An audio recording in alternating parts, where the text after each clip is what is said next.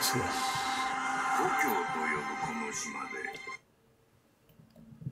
Advertising, right? It's not evening, it's morning. Good morning, gang. Good morning, gang. Yesterday, nay.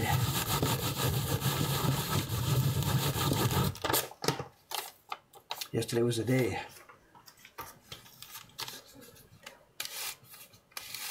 Yesterday was quite a day, quite a day. So you see what we're doing. It's share certificate printing time. I've been postponing this. I can't say postponing it. I've just been, I haven't been able to get to it for quite a long time. So printing share certificates. In a bit, not sure what the best way here is.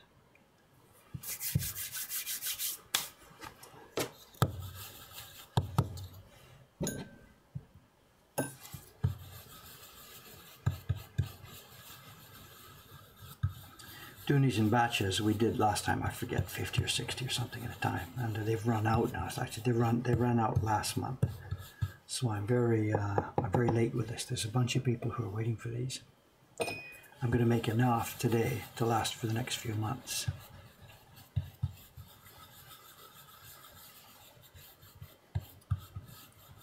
I've got the special Awagami paper. It's inkjet printing paper from Awagami Factory. It's the kind they call, can we see where am I? It's Awagami Factory. It's the kind they call Kozo Thin Natural Paper. It comes in packs of A4. And it's a machine-made washi paper. It's not hand-rocked by hand. They make it on machines. It's okay, I mean the price reflects that. And it's perfect for what we want. It'll do the woodblock print part of it quite nicely. And then it will do the inkjet printing once this is finished. So this is a test sheet. So we do the woodblock part first because the paper is moistened. And then once the woodblock part is done, dry the paper, and it goes through the normal printers to give an inkjet version. This is copy paper. I've got the Epson paper here, the Awagami paper here.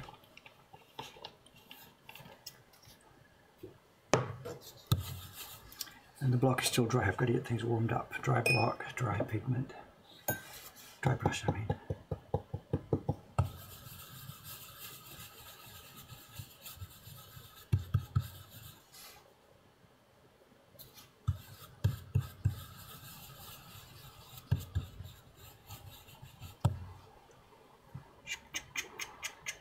Yeah, yesterday. What happened yesterday was, when I woke up, we're on 6 or whatever, started to get my shower and stuff like that, got the paper out of the freezer, then had a look at mail and stuff, and I couldn't find any mail. And in long story short, our net was down.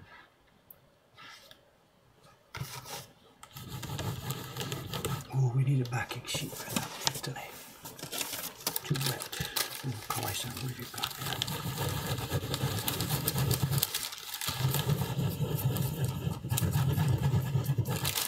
Our net was down, and we never did find out why it was down.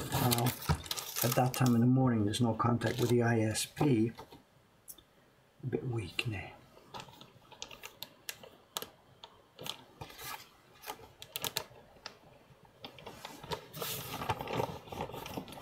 We'll get some vacuum sheet for you.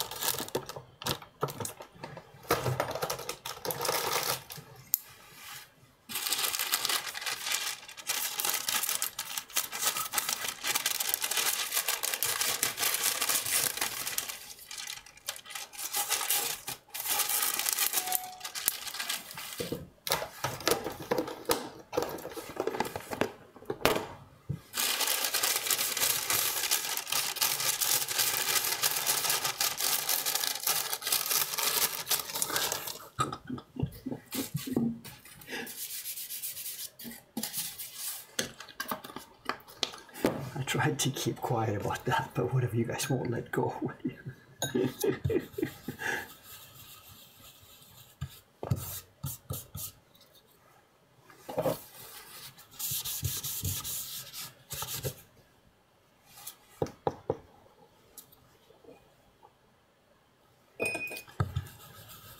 So here's Dave trying to remember how to print after months. How long has it been since I last did some printing? I don't remember. Owls and stuff last year? I don't remember.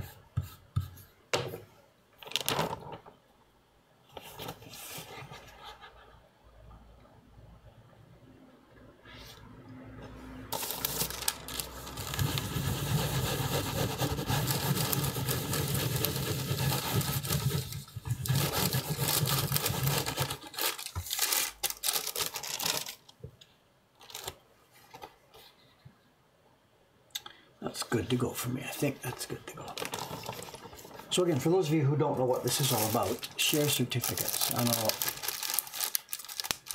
this is a sample of the finished product. Actually, it's one of the rejected samples, but whatever. This is what it's talking about. It's a woodblock print zone in the middle, and the rest of it is inkjet printed. And this is the certificate that we send to the people who are supporting our Patreon at a certain level. And it's to thank you them. It's to thank them for the support that they're giving us. And we can't possibly afford to woodblock print all the details around all the edge of this, but rather than just send a simple small woodblock print, we try to find a combination that would make it fun.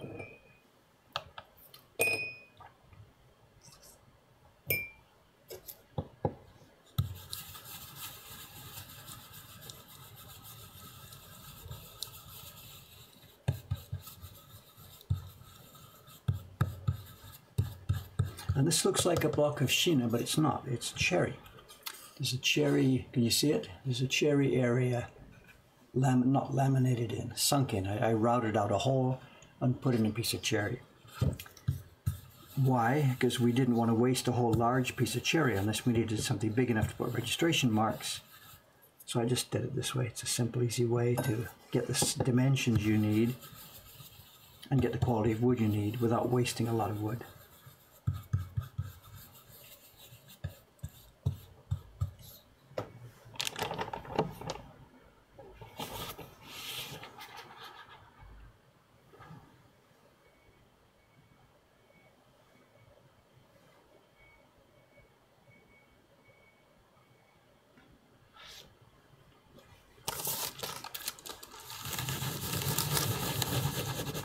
I haven't got the muscle memory yet, don't know where it is.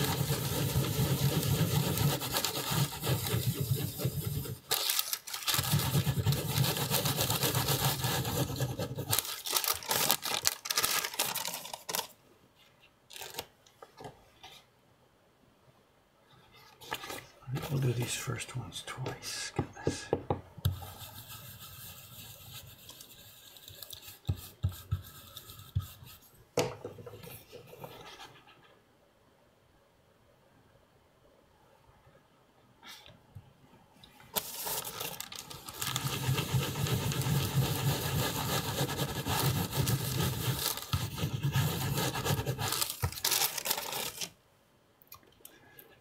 Yesterday was totally internet problems. It was, I still don't know whether it was a fault at our end or a fault at the ISP end. We were getting really, really strange behavior on some of our devices. Our iOS devices would go online, but our desktops and laptops would not go online. Yet the desktop would get mail from our server in Pittsburgh, but it wouldn't get mail from our server in Tokyo. I couldn't connect to Twitch. It was really, really weird. It was up and down. We thought it was a DNS problem. But at the end of the day, after we tried to figure out post-mortem-wise, I think it was a port problem. Somehow our router had started allowing some ports and blocking some ports. So some services were going through, some software could go through, other software couldn't go through. And it was about 9 o'clock or so, or 9:30, before we finally got it all figured out and got things all cleared up, well after streaming time. And there was no way to communicate. And so eventually I think Cameron sent a message through Instagram from his cell phone or something like that. I don't remember what he did. So I'm sorry about that. Total chaos yesterday here. We were scrambling like crazy to try and get online in time for the stream. We didn't make it, so I'm sorry. And there was no way to tell the stream that we weren't there.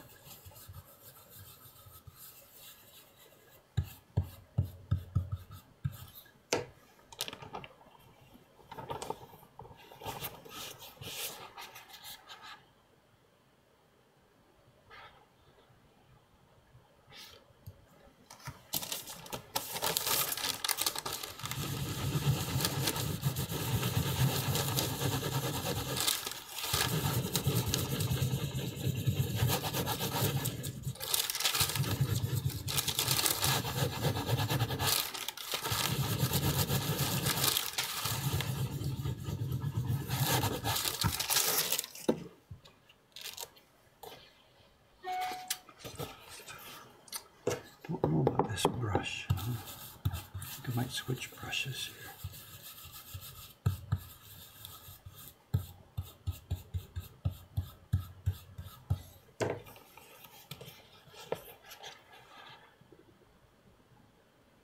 Yeah, the Baron cookies yesterday. Yesterday was the day before. I get confused already. The young man from Argentina. He'd heard that we were looking for recipes and thinking about how to make a nice cookie that looked like a Baron. And he came in. It would be the day before yesterday. And his story was great. The poor guy, he had been so,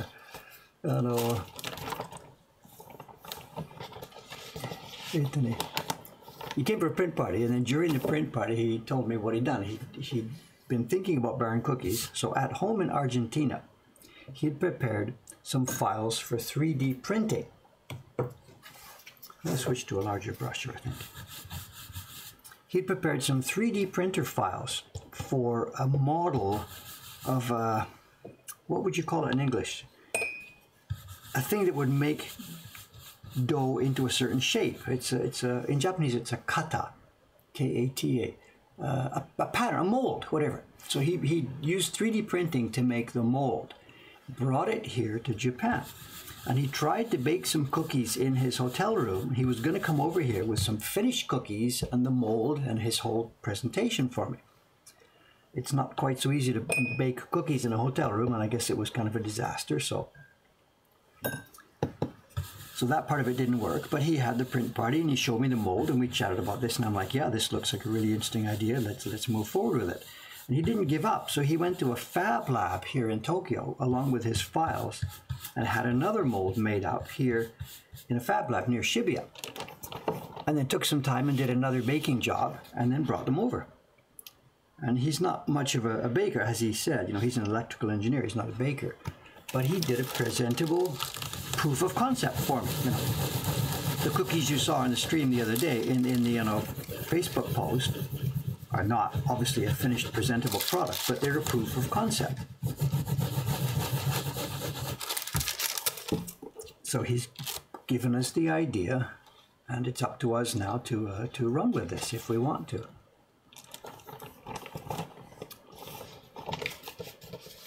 And right now, at the moment, here in our October season, it's just absolutely impossible to play with such an idea. But we very, very, very much want to explore this, and we are going to do so. We'll have to find, you know, get the idea refined, get some recipes refined, find a professional wholesale baker that will be willing to take this on for us, and then go for it.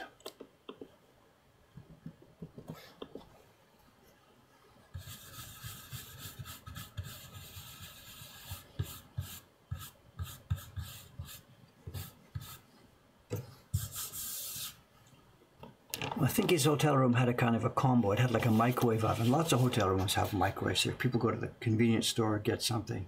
You got to heat it up. So lots of hotels have that kind of facility here.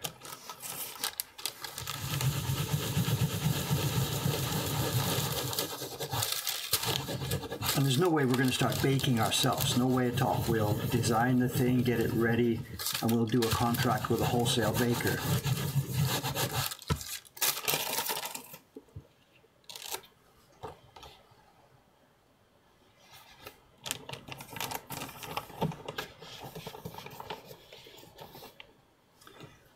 But there's a slight downside about the thing, the idea as it's been presented to us. Now, when we were thinking about this idea of Baron cookies,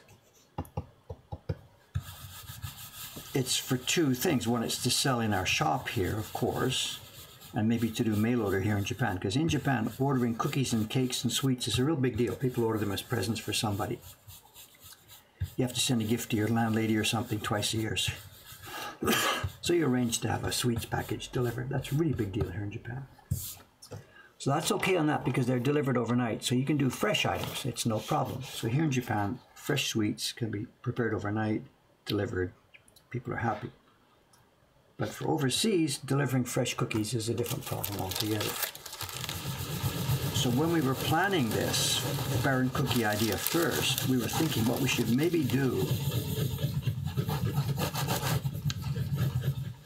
is rather than design it based around soft goods, a soft cookie, we should design it based around some kind of senbei, a hard cookie, more of a biscuit approach. That way it's something that we could ship overseas. They'd last a couple of weeks in their packaging and, you know, stuff like this. But this idea, the one he brought to us yesterday, was based on, it's a dough with melted chocolate on top. It's a soft approach. So I don't know, before everybody overseas gets really excited about this, I don't know if this is something we'd be able to ship overseas. I don't know.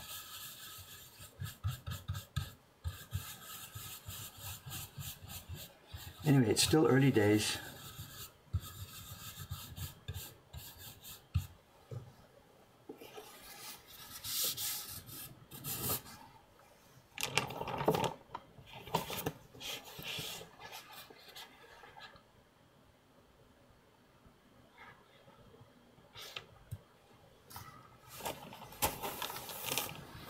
Where did I put that thing?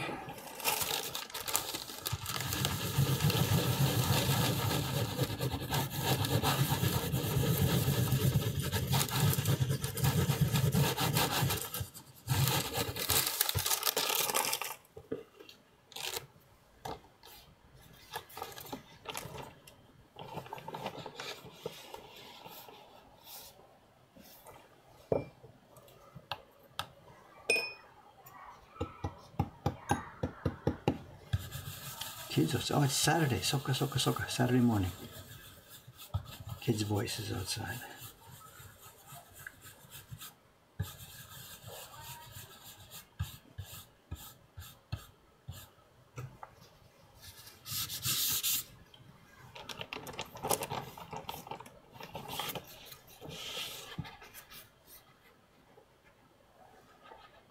People could bake them at home. I don't know. I know the way the concept was shown to me yesterday, Sebastian was showing me, it's a half-baked system.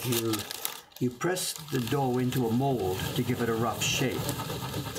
That then comes out of the mold onto the baking sheets, goes into the oven, and gets baked, not for the whole time, for X% of the time, 80% or something. Then you bring it out of the oven, and you put your chocolate into the recessed area on top of it. And then you put it back into the oven to finish the baking and to melt in the chocolate. So the chocolate gets baked in. So I'm not sure, well, you could make a kit that people could do at home, maybe, whatever, I don't know.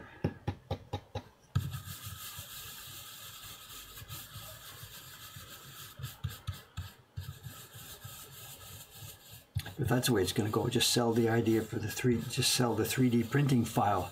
People with a 3D printer could print the mold at home. Everybody can make cookie dough by themselves.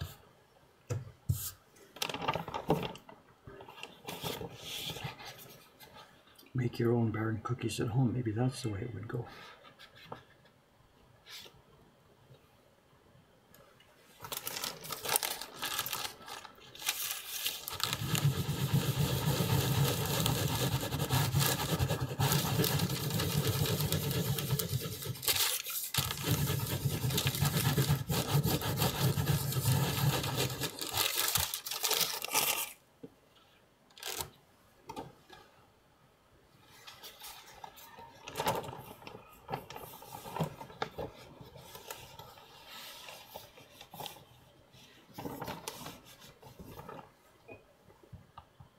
Oops, a bit too much paste there.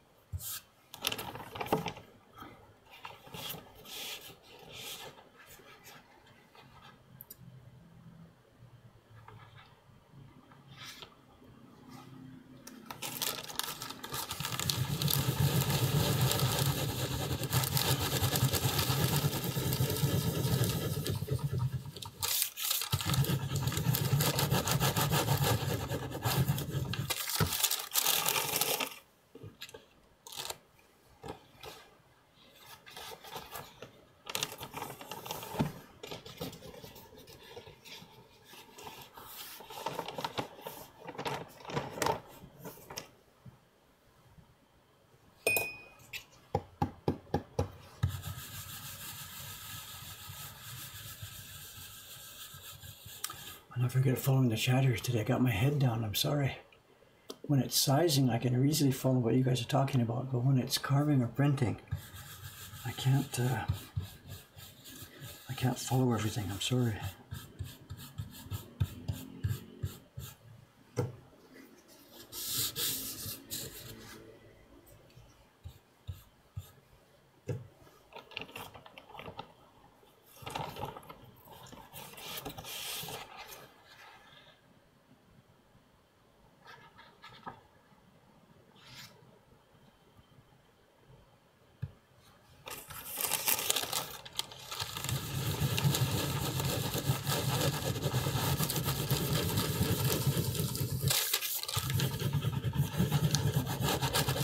Something I do have to mention before I forget. I know a few weeks ago, was it a few weeks ago? It must have been somewhere in the beginning of September or something.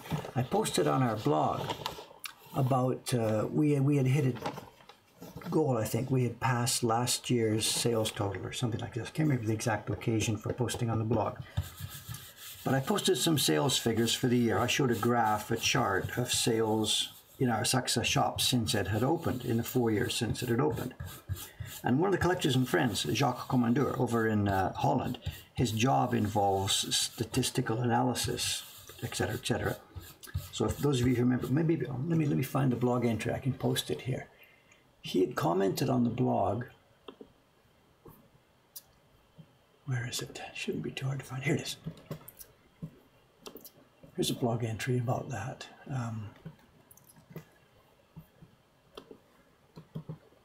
So here's an entry from our blog from last month. I had posted sales figures for Asakusa for the whole history of the shop, and he had done a statistical analysis based on looking at those figures. He'd run some kind of statistical program on it, making a prediction for what would happen to the shop here in the last 4 months of the year, September, October, November, December. I guess the figures I had put there were as of end of August or something. I forget what the exact sign was. So anyway, he made his prediction, his computer made his prediction for our sales for every month the rest of this year. So the other day, it's now October the 5th, but October the 2nd or something, the other day, after we finished September, I took September's total and I sent it over to him. I said, Jacques, here's the September total. You can see how well it's working, you know, up as far as your predictions went and stuff like that. And he said it's bang on, like it's like 50 euros difference or something like this. So he predicted our September sales within a few euros, or he or his machine or whatever, his software he wrote, or I know nothing about the background of it. But so Jacques was able to predict extremely accurately based on those figures I gave him exactly how we did in September. So now, of course, he's eagerly awaiting the next month, October's month, how it will do.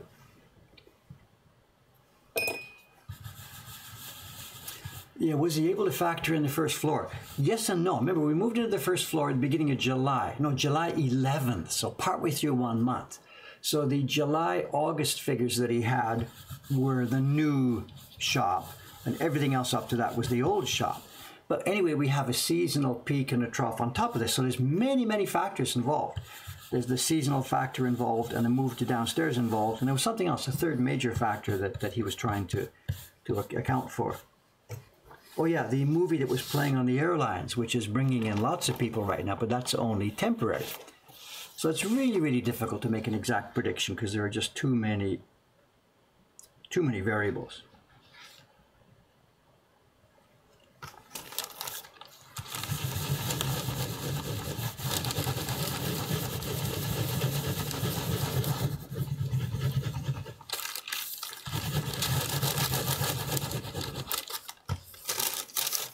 I don't think he'll be here. He might be reading this a day later or something, tomorrow or so.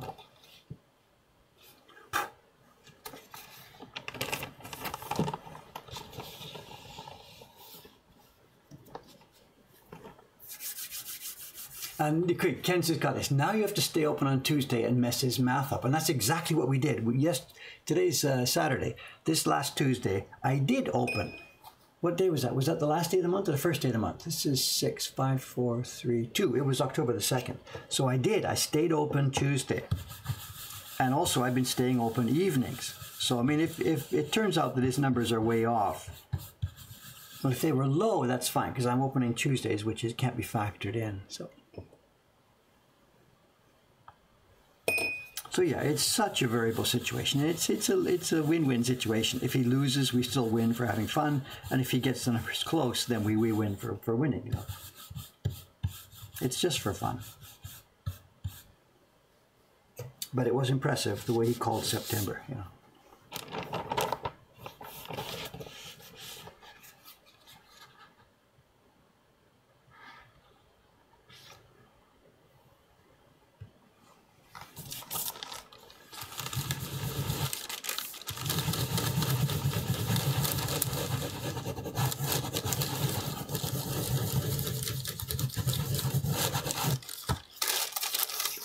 New people here, what are we doing? We're printing these. We're printing share certificates. So we're doing the first stage of printing the share certificates.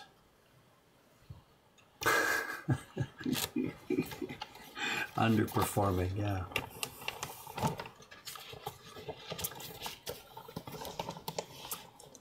Talking about that, the staff and the performing and pay and stuff, I'm struggling a bit with this, what to do about that right now. Since we've been in the new shop now, revenue is way, way up. You know, it's just way, way up. Of course, expenses are also way, way up. Everything. The rent we're at 5 times the rent now that we were 4 years ago when we first came here on our first trial lease for just the 2nd floor. And now we're at 5 times that rent level. Now it's okay. We've got our feet on the ground. We're established. We're in guidebooks. We've got repeat customers, whatever. So there's no complaint about the rent. The rent is actually fairly reasonable compared to what other people in the district are paying. But it's 5 times what it was before.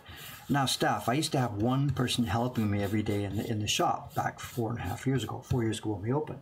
Now every day there's 3 of them downstairs, not even counting printers in the office and people upstairs, but in the shop there's 3 kids working down there every day.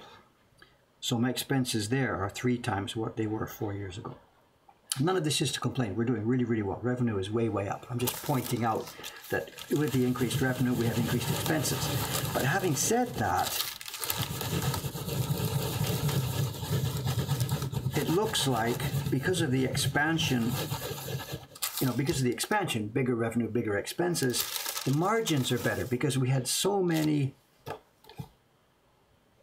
expenses that were too high for our revenue level. And now these expenses are, I don't know how to explain it.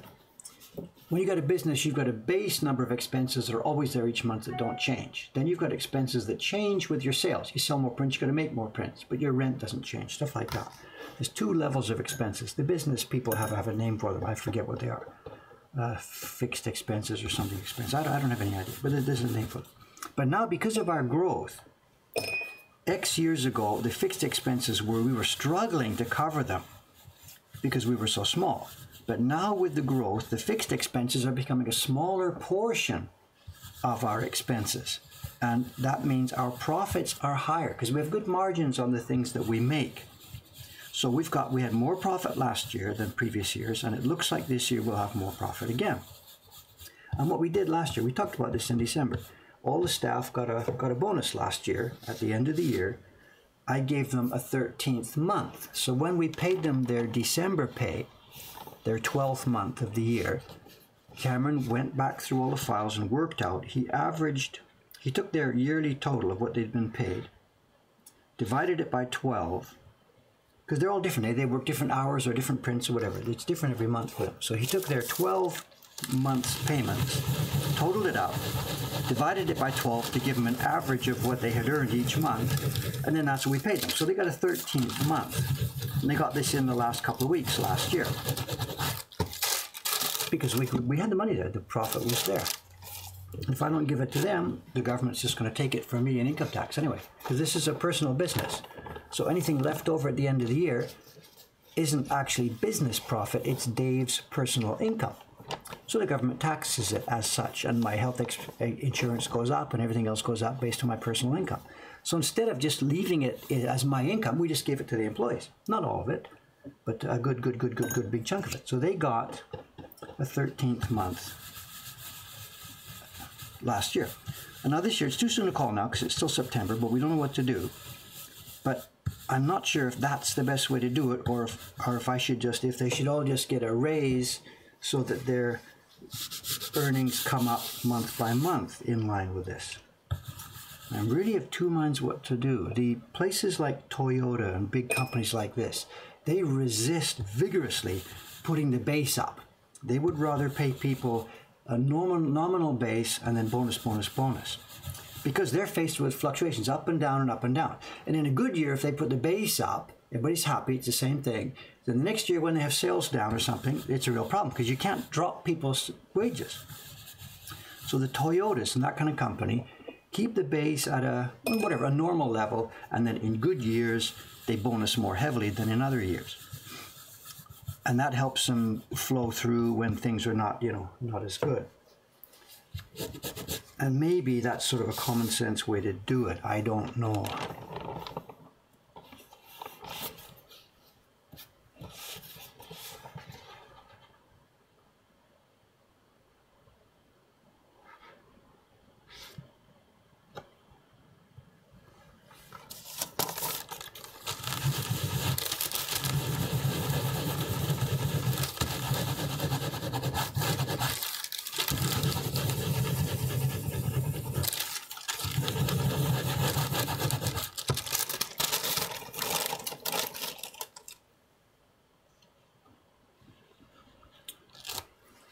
Yeah, the Amazon story, eh? They've just decided to go the other way. So, I don't know if that's such a good idea. I really don't know. There's lots of factors involved, because here in Japan, for example, things like the amount of money you pay in premiums for health insurance and stuff like that, they are based as a percentage of your income. So people that earn more pay higher premiums, people that earn less pay lower premiums, stuff like that. It's really a sensible, common sense way to do it, I think. And if I raise their base pay, then all their other premiums go up. Not just premiums. For example, if somebody's got a kid in a daycare center, whatever, the price you pay for the kid in a daycare center, in a municipal daycare center, is adjusted based on your income the previous year.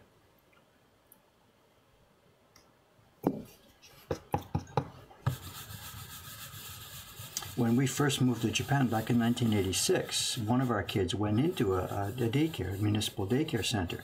And because I had no previous income the previous year, the kid was free for the first yearly cycle. Then after I had paid my income tax that next spring, then the daycare center fee was based on, a proportion, X% of my income based on my income tax forms.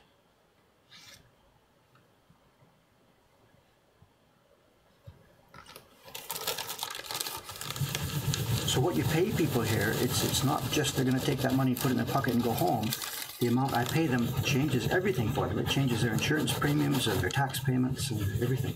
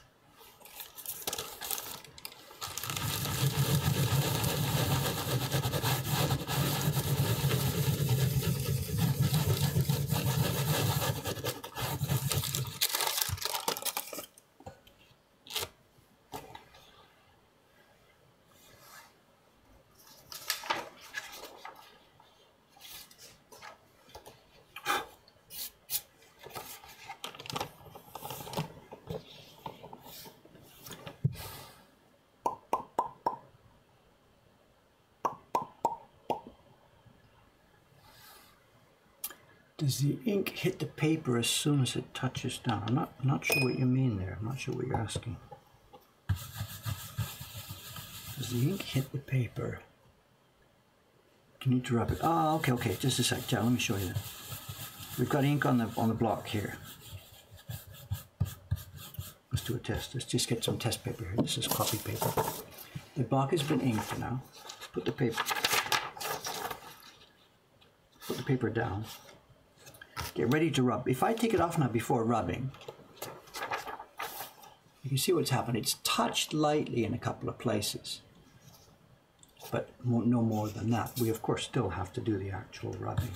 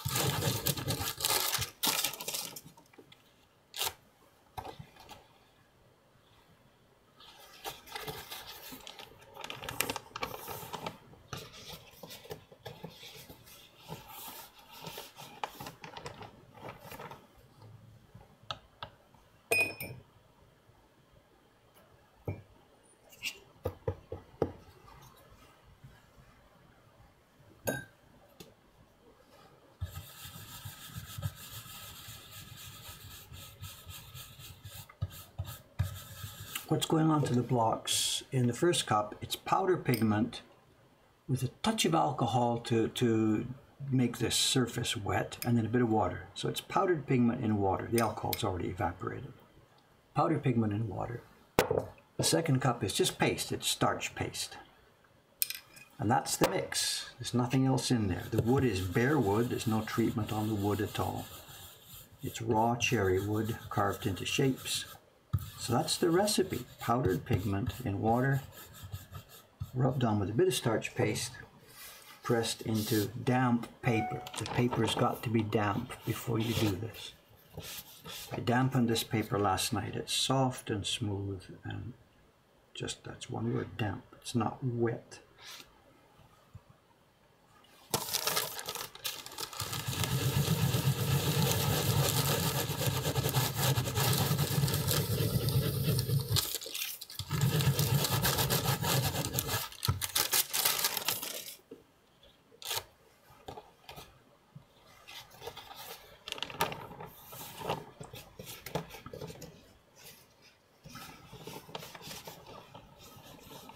And then, as I mentioned before, once I've finished my colors here, there's I think it's 4 impressions on this print. Once that's finished, the paper gets dried out and then goes into the Epson inkjet printer to pick up the background, the lettering itself.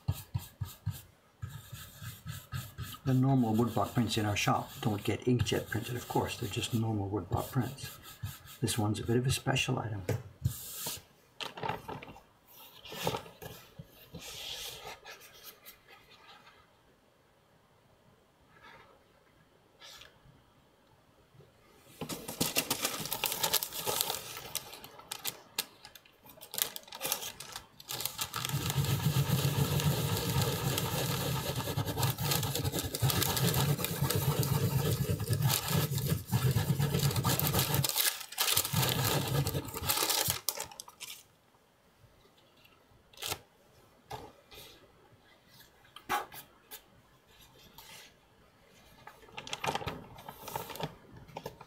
All right, there we are. It's 20, I think it's 25 sheets. That'll do for now.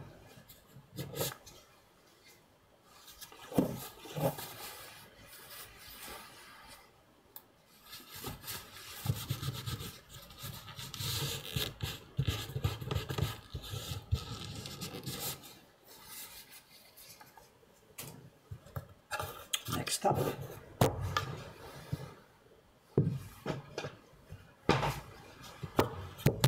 Need a softer Baron.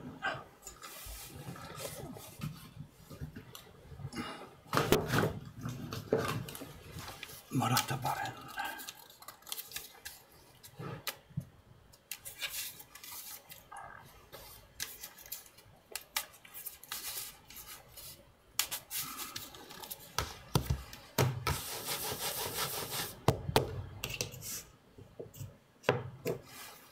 That brush is too big. A smaller brush. Excuse me a minute. A smaller brush.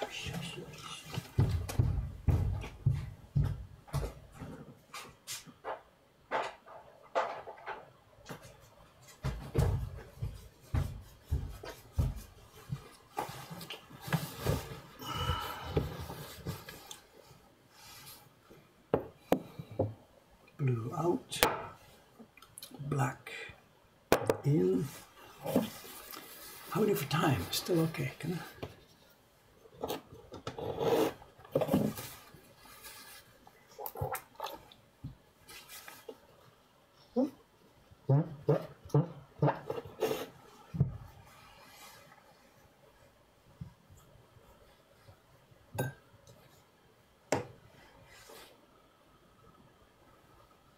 Can't find it for looking.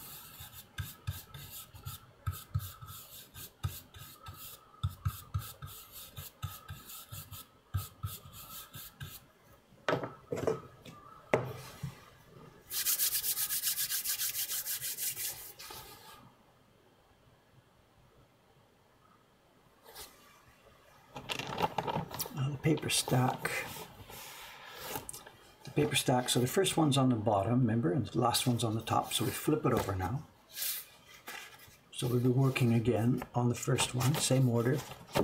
Always we keep our stack, always, no exceptions. Always the stack stays in the same order. So what was the first couple of test sheets on the first color is still going to be the first couple of test sheets on this color. So the first few copies are always not spoiled, but they're always whatever, they're testers. Get it figured out, the registration and stuff over the first few copies.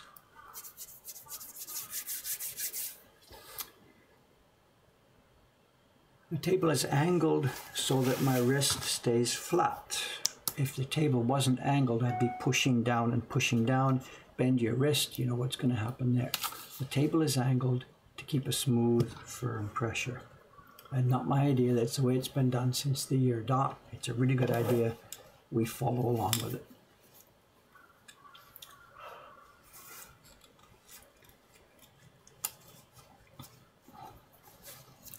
I'm missing some of the conversation here. What's the most expensive print in our shop? The most expensive print we've made, we've got that scroll print I made a few years ago, 10 years ago, whatever. We do that at $800, 80,000 yen. Dirt cheap for what it is. But in the flea market, we've got some more expensive items. We've got a couple of prints, about $1,000, so nothing big deal. We're not a print dealer for collectors and expensive stuff and Sotheby's and all that kind of stuff. We don't do that. And every now and then in the flea market, we get sets and stuff, sets of prints, which will be more expensive. I got the last few weeks, I've got a few sets of the Tokaido series. We're trying to figure out, they're really, really nice sets. We're going to try and figure out how to get photographs and stuff worked out to put them in the shop. There's a few of those sets. They'll be about $800, $1,200, $1,600, whatever, depending on the size and quality of the prints. So we have sets of prints that are larger. But no, we don't have anything expensive really in our shop.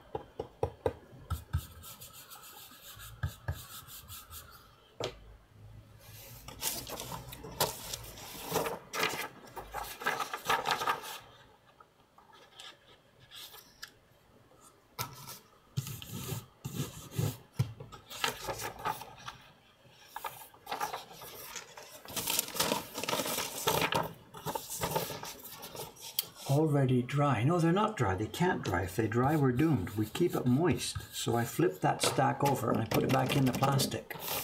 The idea is that they have the same moisture level as when I started. We don't let them dry.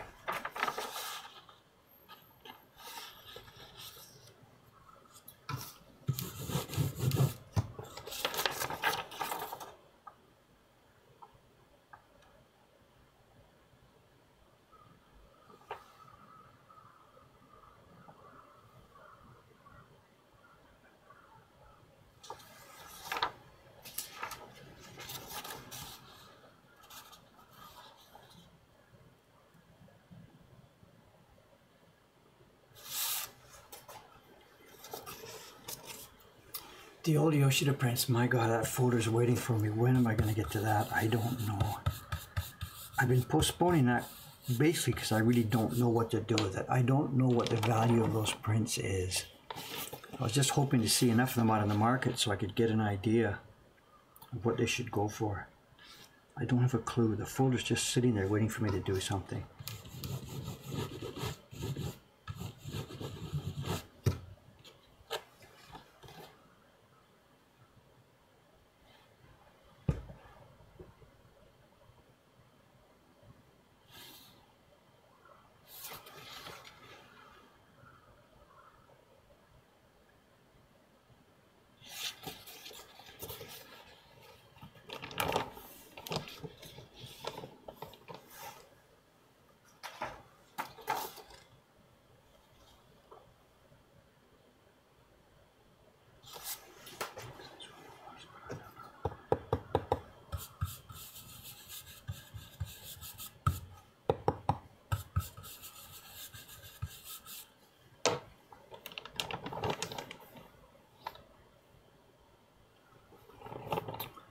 Oh.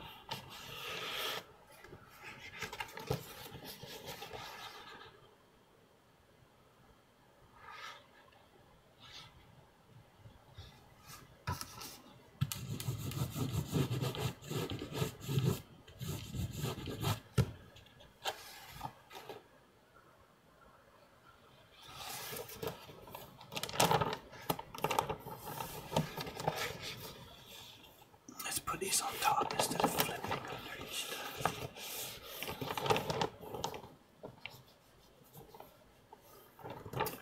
Questions, questions, questions. My God, you're going too much here. The angle bench. Okay, good. Expensive prints. Hi. Yoshida prints. Hi. UK, France. William Francis came in February. It didn't work out. He felt he couldn't work with me, I guess. I don't really know. So he left. I haven't spoken to William since then, so I don't know what he's doing. I think he's working with Jed still.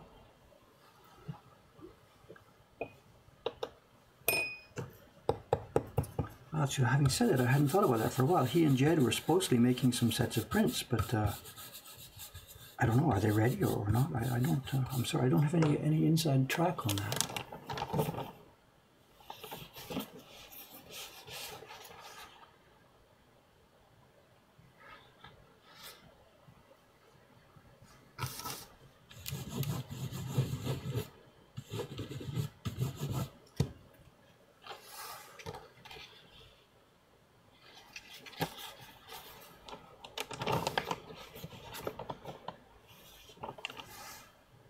It's a bit too dark. Some of those are a bit too dark.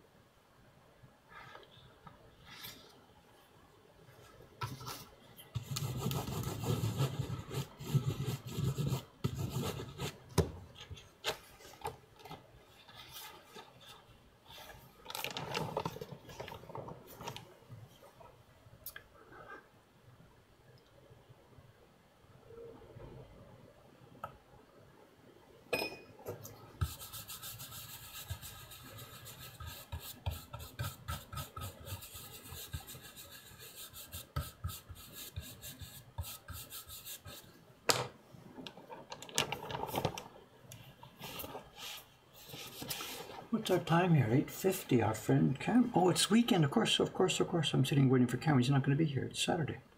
Of course. Ain't nobody here but me today. I'm upstairs here. We have 3 people in the shop downstairs. There'll be no visit from Cameron here. A bit too dark. Come on, Dave. Careful.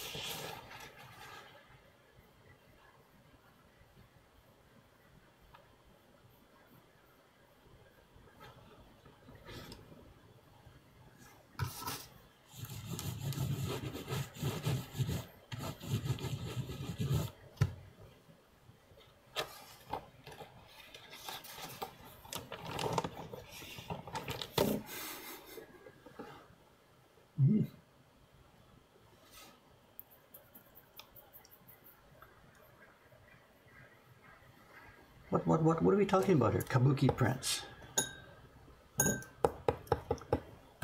Is somebody previewing the next David's Choice video? I don't know what's going on here.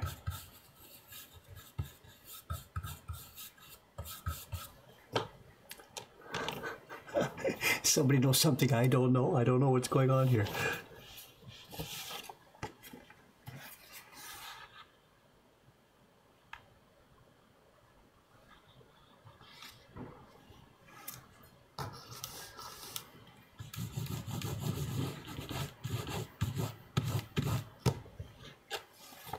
I'm confused now. You're talking about mini prints, but were you talking about, I don't know, William's next job or something? I don't know.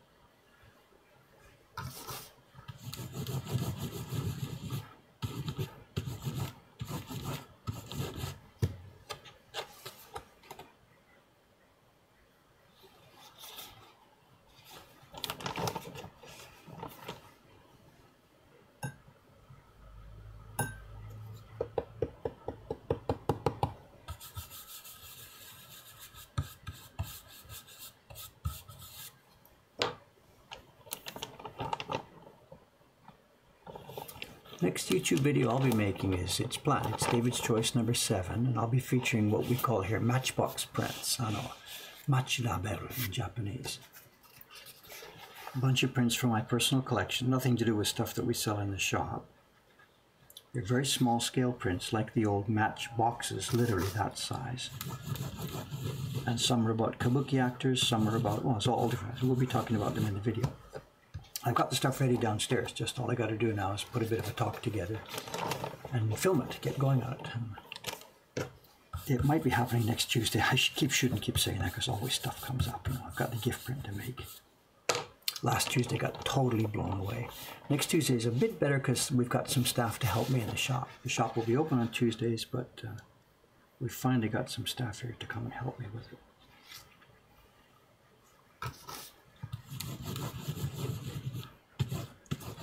Next Tuesday is also interview day. People are coming from Kategaho International. They're publishing a new guidebook about Tokyo. Maybe it's a guidebook about Japan, I don't know. And they want to feature us in it, so they want a long interview and photo session. And they wanted to come on a day when the shop is closed because they don't want like customers bothering them stuff. They're bringing their models, they're bringing lights, they're bringing makeup people. It's a real production. Those guys really go to town. So they're doing that next Tuesday after the shop is closed, or somewhere around 5 o'clock in the afternoon or whatever. We'll work it out.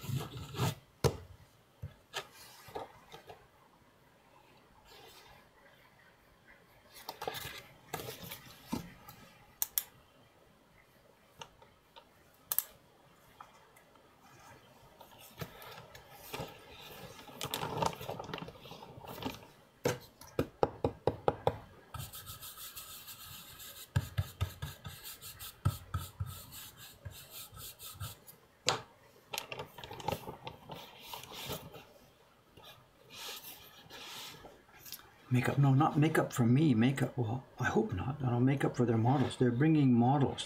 They want to show how one of our print parties works. But actually, this lady has experience. We talked about this a couple of years ago. They put us in their magazine, Kategaho International. And before they came, they talked to me and they wanted to arrange to shoot one of the print parties. So I told them the days when there was a party scheduled and stuff.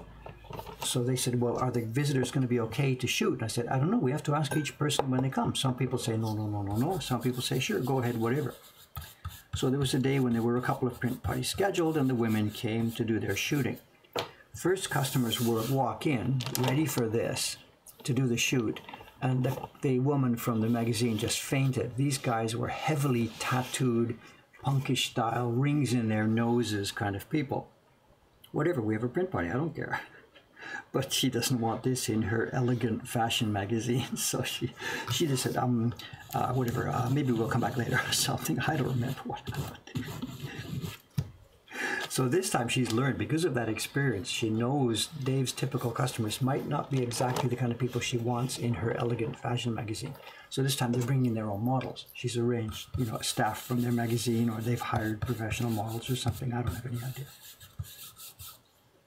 So she didn't want to go with Dave's random customers, Fair enough, I get it.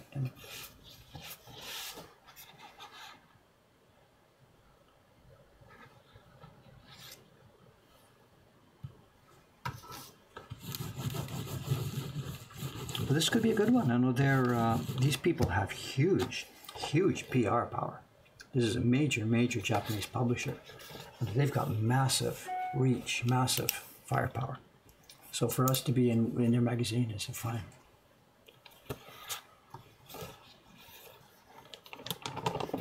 Hey, I wasn't against the tattoos. It's the magazine people that were against the tattoos. I don't care.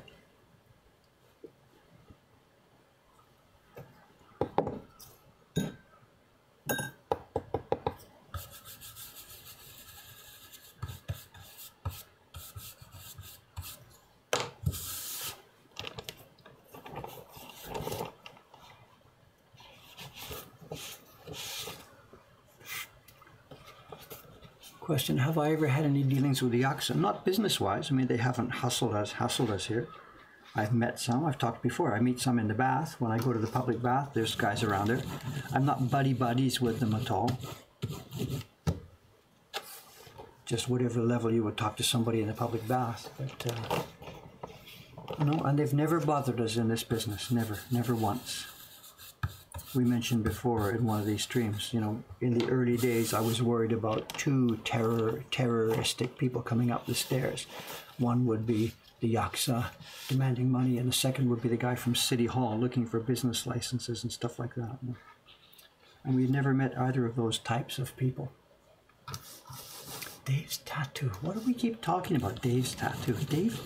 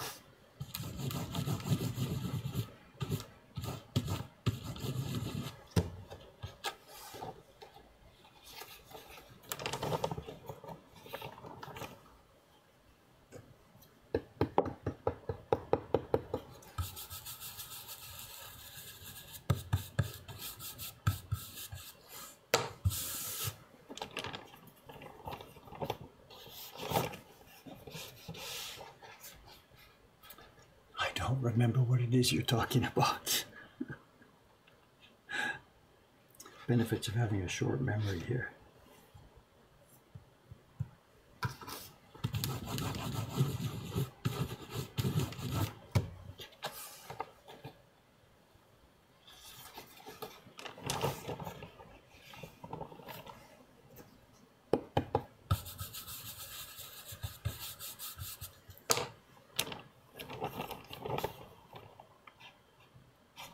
Three sheets left, then we'll switch to the next color.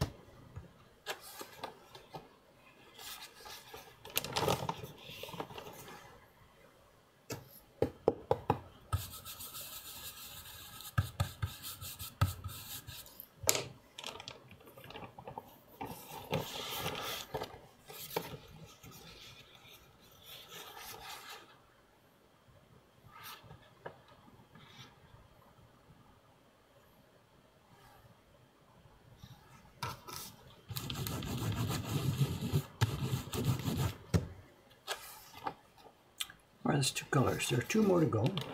We'll start one of them here, but I can't finish it all here today. It's 9:05 now. I got to get down to the shop around 9:30 or so. So we'll do a bit more. We'll start this next color.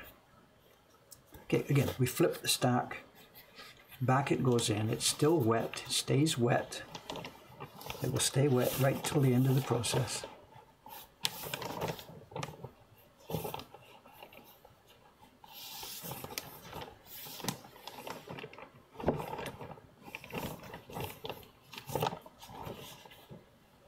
Let me swap out the blocks again.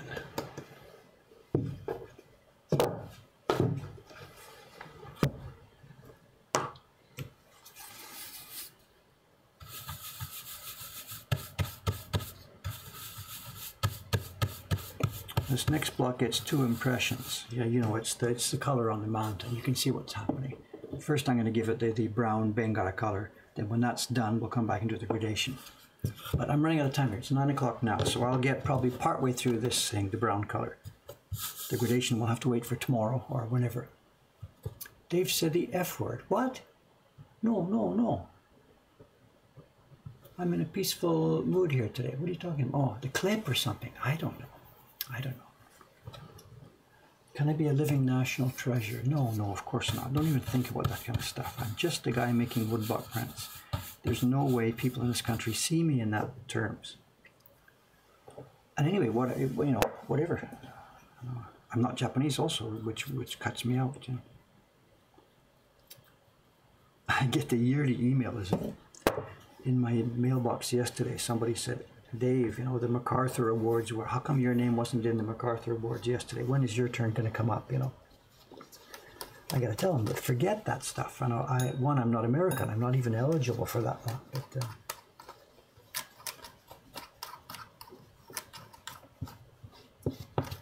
it's predictable, the mails that I get.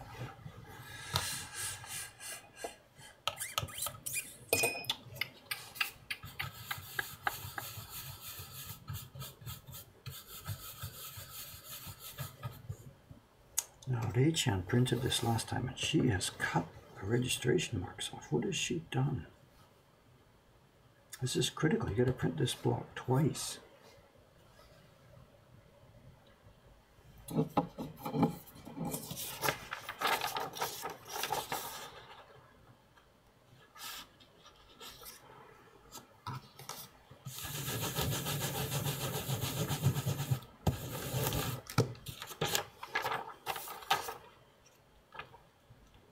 Maybe so.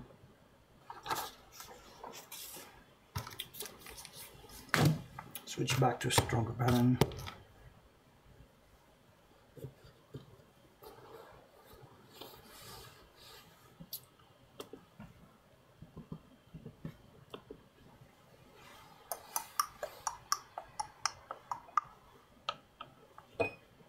Yeah, the MacArthurs only go to Americans. That's the way it is. So please put that thought aside.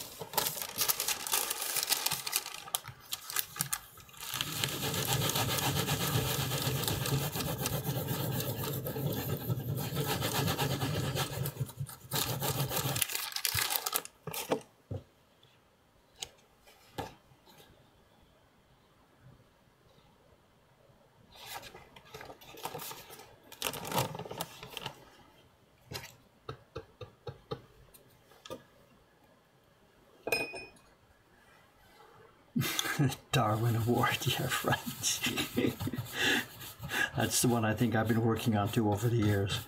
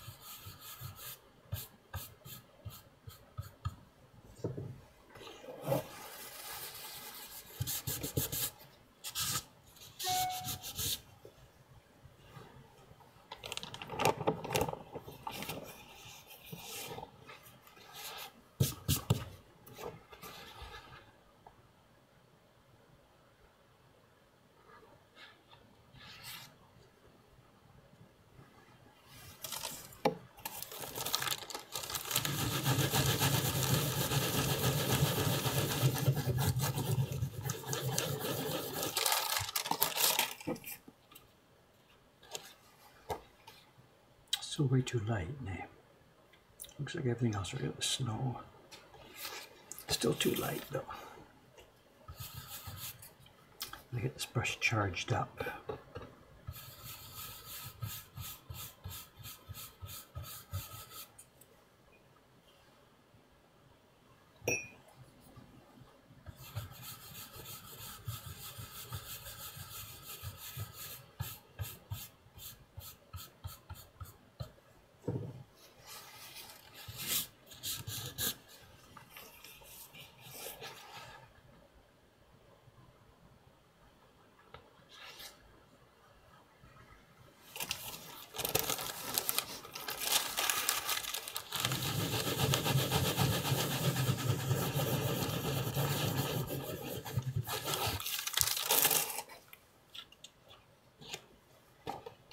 That's closer, I think. Okay, let's roll.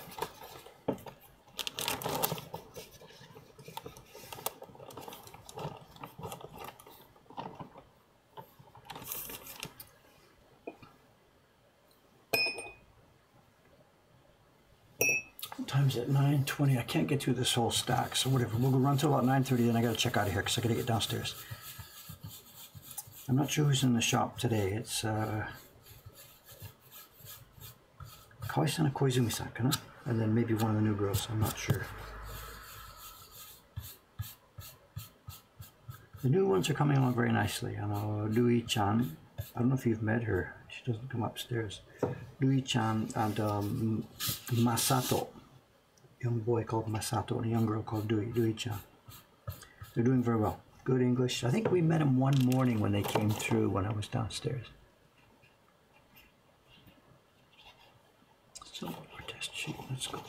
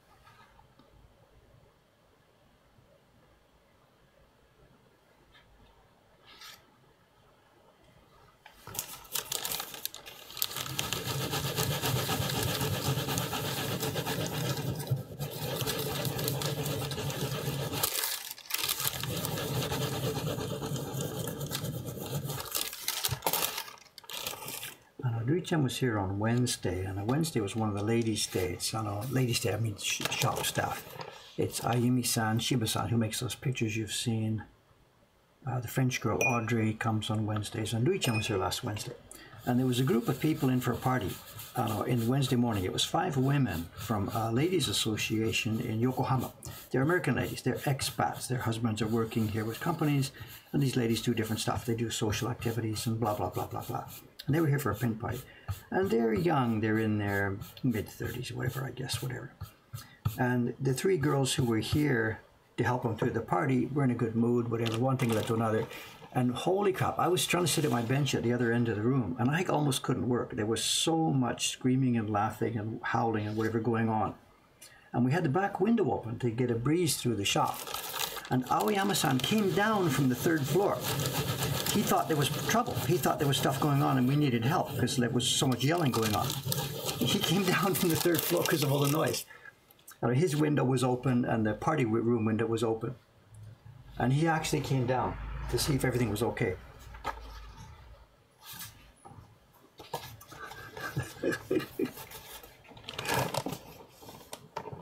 Not your typical Japanese, let's have an experience at something.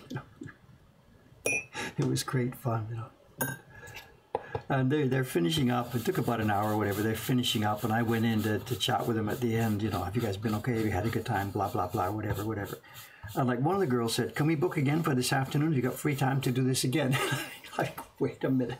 You just finished it, So they're wanting to know, do we have more pictures that they can do? And what they did was the Asakusa Temple picture that we've got. So of course I had to show them we're planning another illustration, and I showed them the blocks for the microwave. And they just went ballistic. They just went, oh my God, look, can we book this afternoon? Can we do this? Can we come back tomorrow and do this? Whatever. And I just had to ask them, please, you've got to give me a little bit of time. We're planning this. Let me get a bit of time to get it ready. And then...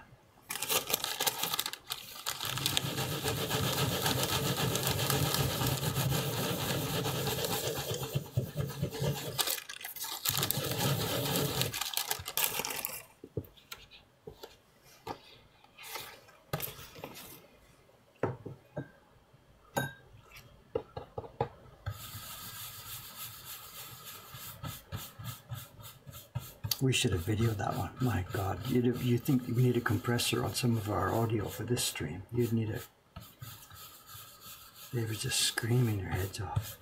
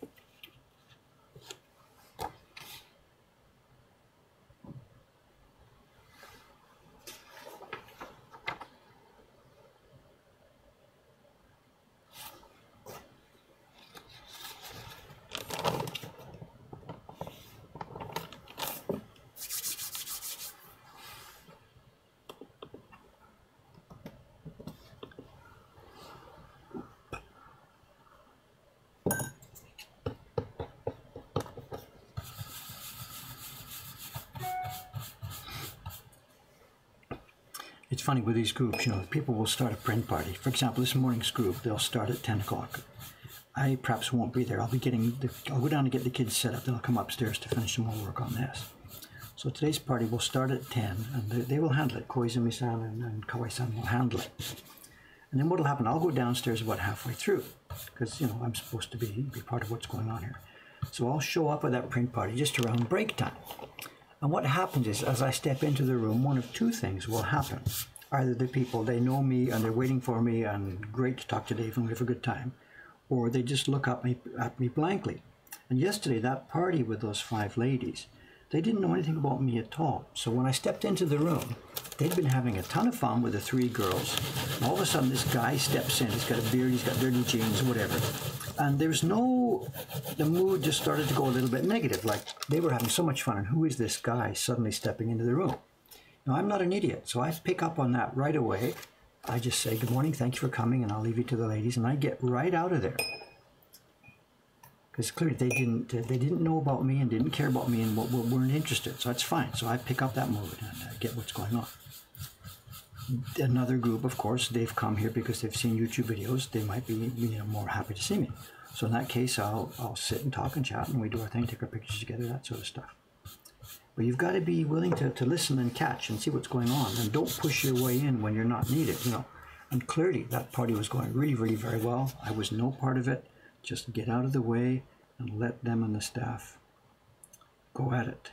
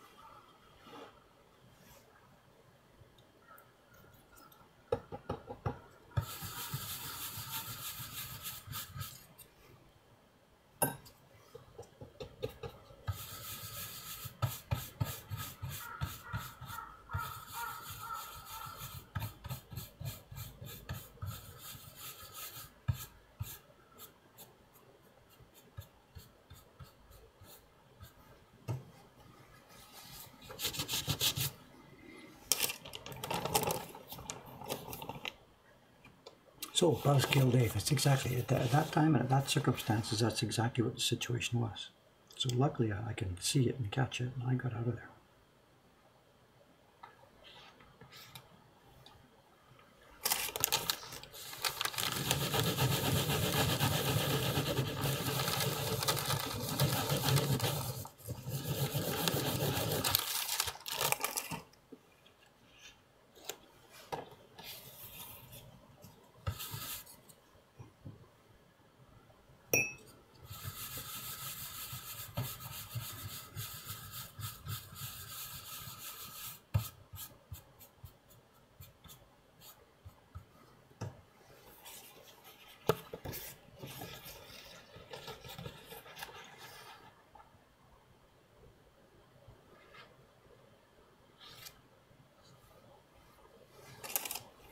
Okay, I think, gentlemen, ladies and gentlemen, I have to get out of here. I got to get downstairs.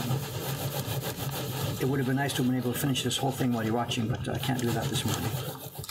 And whether I'll have a chance to finish it this afternoon, or we just might be back here tomorrow morning again, same time, same station, to finish it off. I don't know. We'll see. You can see where we're going with this. It's the same idea. We've got to put another layer of a dark brown on top of it. So here we are. I've got to pack this up because I've got to get downstairs. Okay. Apologies again for the confusion yesterday. We were down for 3-4 hours. I wasn't able to communicate. I wasn't able to think of a way to communicate. Cameron did. He thought of sending an Instagram message to somebody, which made its way through, but I didn't think that far ahead. So anyway, there we are for today. I'll be back tomorrow morning, Sunday morning, with either another stream continuing here or downstairs at the carving bench. Okay, thanks very much. I got to get busy with my work here, my real work, whichever is real work. Thanks very much. See you next time. I can off. Here we go. Hot mic. Let's go.